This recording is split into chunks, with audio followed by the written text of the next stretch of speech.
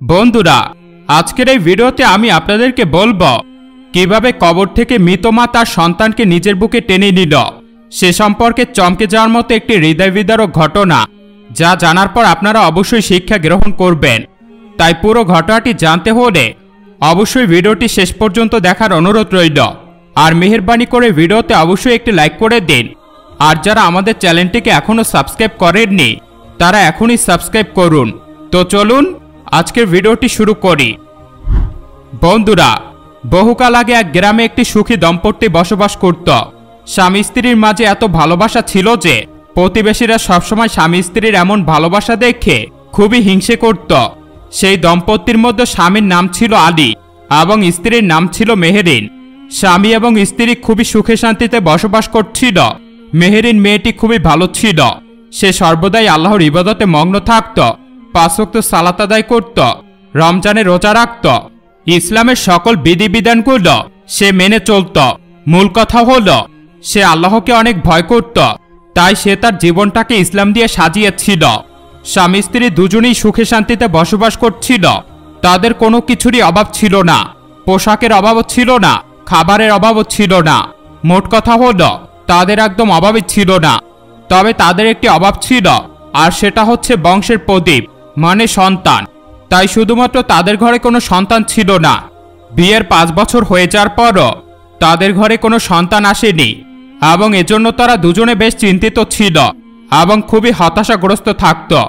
মেহেরিন সবসময় আল্লাহর কাছে দোয়া করত এবং কেঁদে কেঁদে বলতো যে, হে আল্লাহ, আমার ঘরে কোনো কিছুর অভাব নেই, শুধু আমার ঘরে একটি সন্তান নেই। আল্লাহ, আমি সর্বদা 5 ওয়াক্ত সালাত আদায় করি, রমজানে রোজা রাখি এবং সাধ্যমতো দান সদকা করি। আমি তোমার সকল আদেশ নির্দেশ মেনে চলি, তাহলে কেন তুমি আমার দোয়া কবুল করছো না?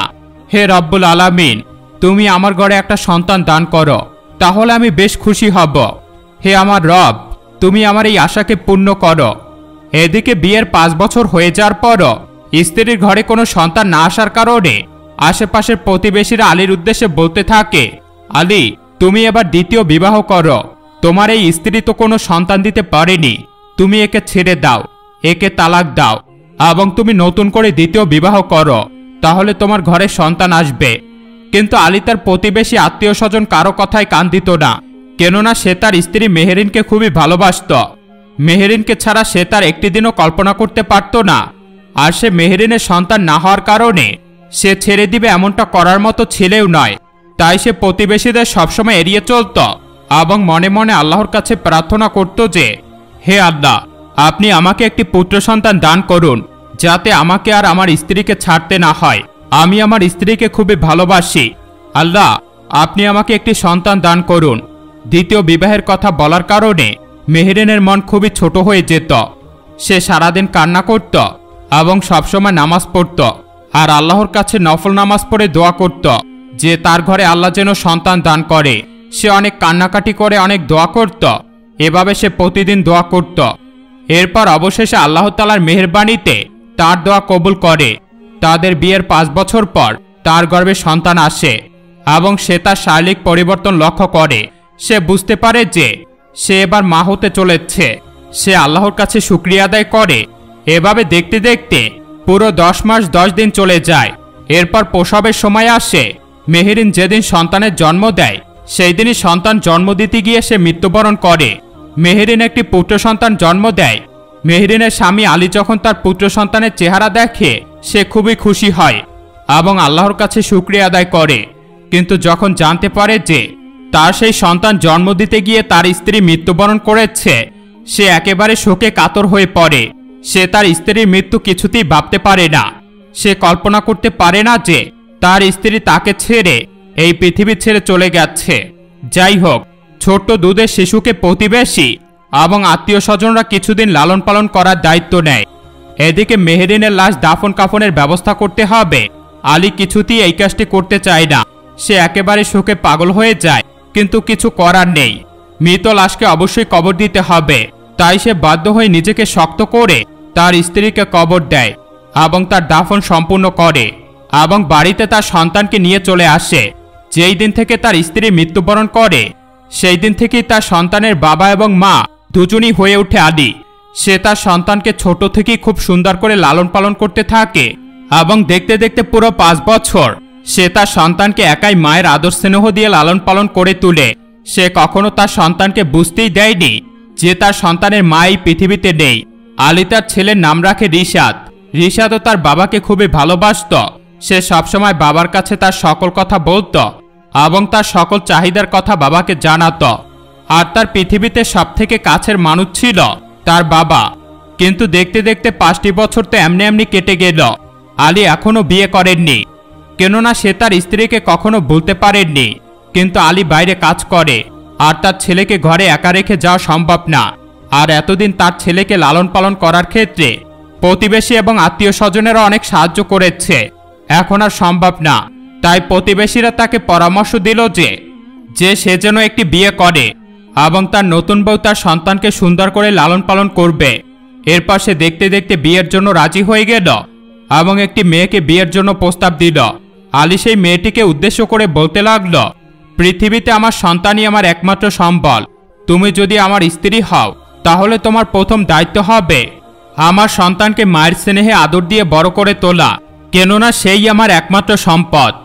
এরপর মেয়েটিও বিবাহ করার জন্য রাজি হয়ে গেল।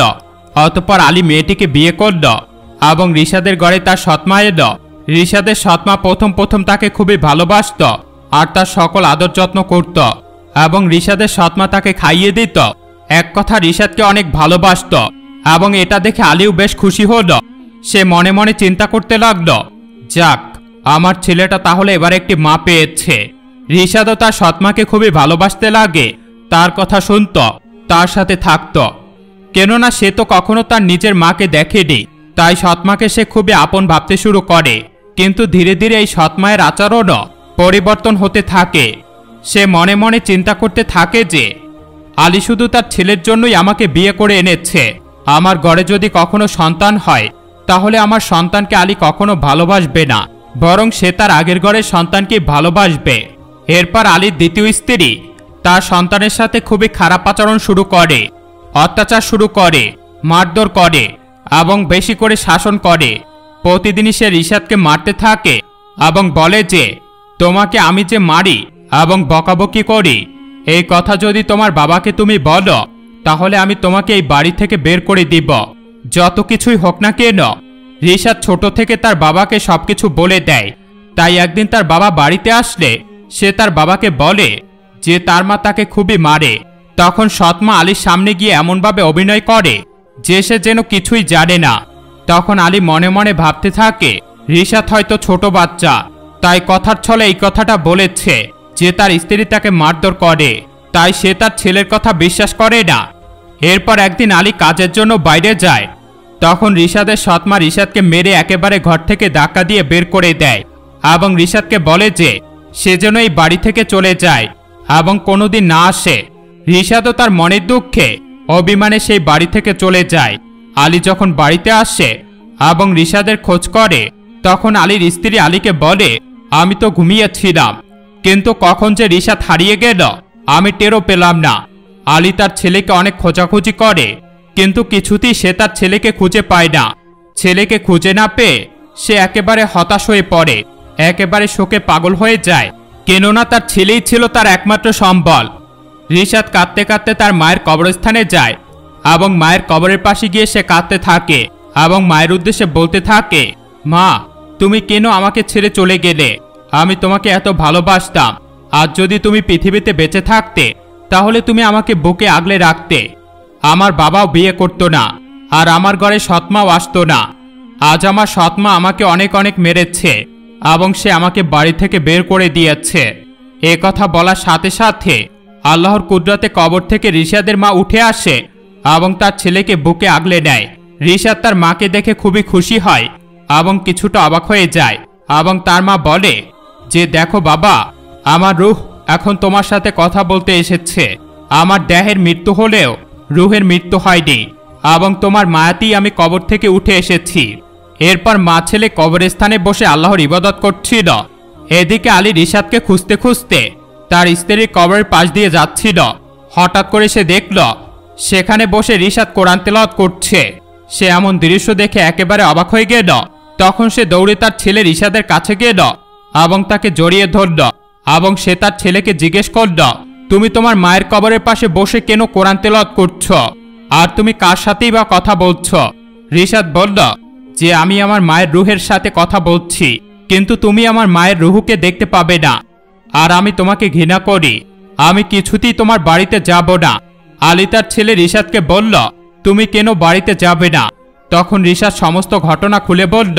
সে বলল, আমার সৎমা আমাকে প্রচুর মারধর করত। আমি তোমাকে অনেকবার বলার চেষ্টা করেছি, কিন্তু তুমি আমার কথা বিশ্বাস করো না। আজকে সে আমাকে অনেক মারধর করে এবং ঘর থেকে তাড়িয়ে দেয়, তাই আমি মায়ের কবরের পাশে চলে আসি। আলী তার ভুল বুঝতে পারে এবং তার ছেলেকে সান্ত্বনা দিয়ে বাড়িতে নিয়ে যায়। এদিকে আলী বাড়িতে এসে তার স্ত্রীকে তালাক দেয় আর সে তার সন্তানকে নিয়ে একাই থাকা শুরু করে। তো বন্ধুরা, এই ছিল আমাদের আজকের ভিডিও। এই ভিডিওটি আপনাদের কাছে কেমন লেগেছে তা অবশ্যই কমেন্ট করে জানাবেন। আমাদের এই ভিডিওটি ভালো লেগে থাকলে একটি লাইক করে দিবেন আর আমাদের চ্যানেলটিতে আপনি নতুন দর্শক হলে সাবস্ক্রাইব করে বেল আইকনটি ক্লিক করুন। তো দেখা হচ্ছে পরবর্তী নতুন কোনো একটি ভিডিওতে। সে পর্যন্ত ভালো থাকবেন, সুস্থ থাকবেন। আল্লাহ হাফেজ।